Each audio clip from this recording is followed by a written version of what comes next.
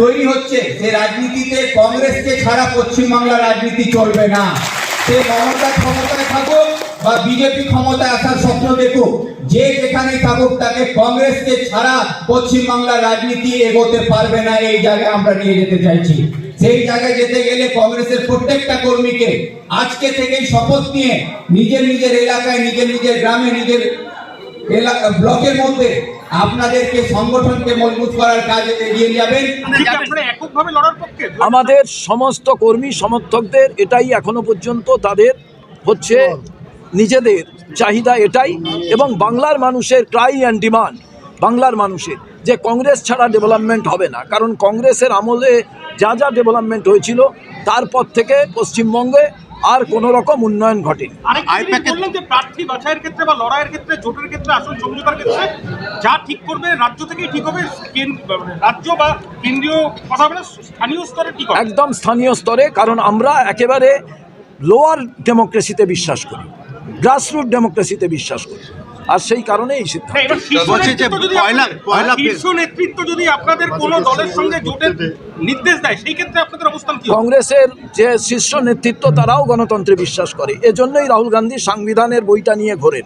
1 ফেব্রুয়ারি ব্রিগেডের সমাবেশে ডাক দিয়েছে হুমায়ুন কবির। আমরা আপনাদের কাছে 28 জানুয়ারি আমরা শহীদ মিনারে 1 লক্ষ লোক নিয়ে সমাবেশ করছি। হুমায়ুন কবিরকে নিয়ে কি বলবেন? আমার এ ব্যাপারে কিছু ওনার শুরু হয়েছে যে তৃণমূলের সাথে আপনারা জোট করতে পারেন, সেই ব্যাপারে কি বলবেন? এ ব্যাপারে আমি কিছু শুনিনি, আপনি শুনেছেন, আমি জানি।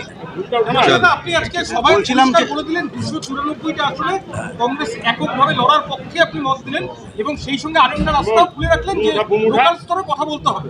পুরো বিষয়টা আপনারা কি চাইছেন? আমরা 294টা কেন্দ্রে যাতে দল শক্তিশালী হয়, সমস্ত কর্মী সমর্থক নেতারা চাইছিলেন, আমরা সেই কাজটা প্রত্যেক দিন করছি। এবং আগামী দিনে কংগ্রেস গণতন্ত্রের কথা বলে, শুধু বাইরে গণতন্ত্রের কথা বলি না, আমরা ভেতরে গণতন্ত্রের কথা বলি। কর্মী সমর্থক নেতা সবার মত নিয়ে আমাদের যে পার্টির আভ্যন্তরীণ গণতান্ত্রিক ব্যবস্থা, তার মধ্যে দিয়ে আমরা আমাদের সিদ্ধান্ত গ্রহণ প্রোগ্রাম ছিল।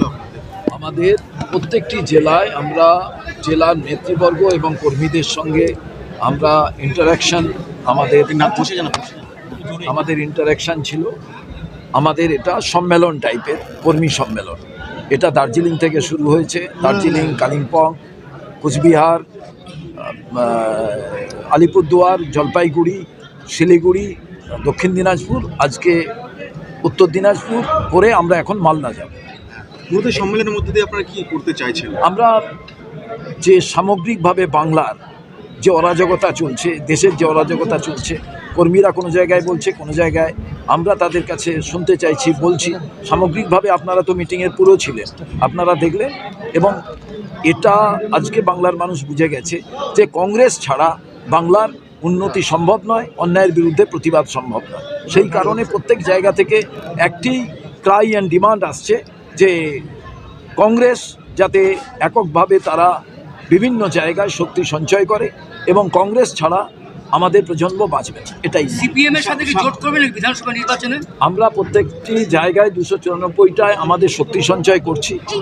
তারপরে কর্মীদের থেকে আমরা বিভিন্ন মতামত নেব, তারপরে আগামী দিনে এ বিষয়ে আপনাদের কাছে আমরা বিস্তারিত বলতে পারি। এবং আমাদের এখানে মীর সাহেব আছেন, আমি আমার জেলার পক্ষ থেকে, রাজ্যের পক্ষ থেকে মীর সাহেবের কাছে আবেদন রাখতে চাই। मैं मीर साहब आपसे कहना चाहता हूं कि सामने 3 महीने के बाद चुनाव है, चुनाव में नतीजा अच्छा हो उसकी तैयारी में हम सब लगेंगे और हम सब मेहनत कर रहे हैं। लेकिन आपसे हमारे एआईसीसी के जनरल सेक्रेटरी के तौर पर, हमारे ऑब्जर्वर के तौर पर हम सब के तरफ से ये अपील करता हूं कि पश्चिम बंगाल में हमारे चुनाव में 3 महीने का वक्त है, उससे पहले जल्द से जल्द हमारा कितने कैंडिडेट किस ब्लॉक में कौन खड़ा होगा उसका लिस्ट आप लोग तैयार करके पहले से ये लिस्ट है, ताकि कैंडिडेट तैयारी कर सके। नहीं तो हर बार ये देखा जाता है कि नॉमिनेशन हो जाता है लेकिन कैंडिडेट फाइनल नहीं होता है। तो वक्त की कमी होने की वजह से हमारा बहुत सारा जीता हुआ सीट भी हम लोग नहीं जीत पाते हैं। इसलिए कैंडिडेट को तैयारी करने का वक्त मिले, इस बात को ध्यान में रखते हुए कैंडिडेट का लिस्ट आप लोग तैयार करके इसको पब्लिक डोमेन में लाए, ये अपील करते हुए मैं अपनी बात खत्म करता हूँ।